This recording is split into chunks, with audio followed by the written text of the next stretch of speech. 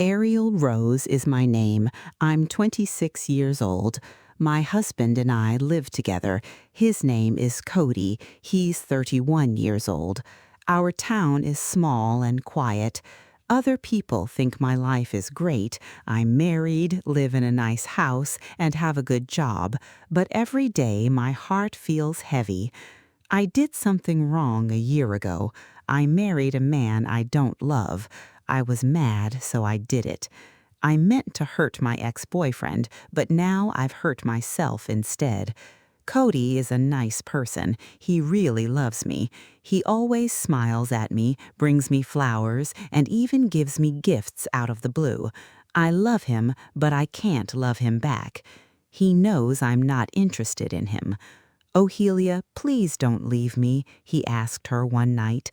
"I know you don't love me yet, but I think you will someday. My love is strong enough for both of us. We'll stay together because of it." I almost cried. I felt bad hearing what he said because I knew it would never happen. There were no words that could make my heart stop beating. My mom always said, "Ohelia, marry someone who wants to keep you happy, not someone you are trying to be happy with. You'll be the one putting in all the work in that relationship. Love will get stronger over time. Getting married isn't always about love. Love doesn't always come before marriage. Wait for a while." I feel like I'm lying, though. One night, Cody planned a dinner for two. He cooked my favorite food and lit candles. It was his way of saying, "This is for you, Olivia, because you are my everything." I smiled back, but I didn't feel like I had anything to offer. The dinner wasn't good for me. I didn't feel like I had control over my life. Cody took me to the park where he asked me to marry him. "Do you remember this place?" he asked as he took my hand. "This is where I said I would love you forever." I was ready to scream, "I don't love you," when I saw him, but I didn't say anything. I didn't mean to hurt him. I lie in bed and look up at night. When I think about my life, I question whether I will ever be happy again. Evangeline, my best friend, saw that I was sad. "Olivia, what's wrong?" she asked me. "You don't seem happy." I was honest with her.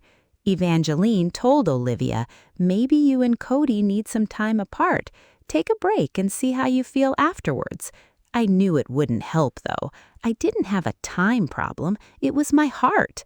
I tried to tell Cody how I felt one time.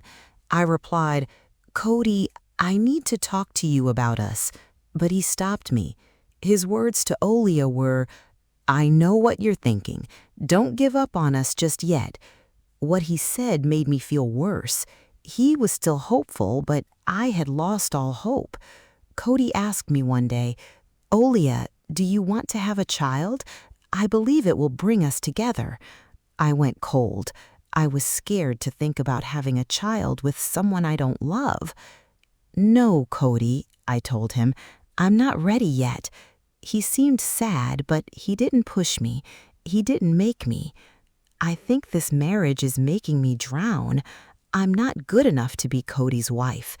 Every day I feel bad. I sometimes worry about what people will say if I leave him. Are they going to judge me? Are they going to think I'm selfish? I put together a small bag one night.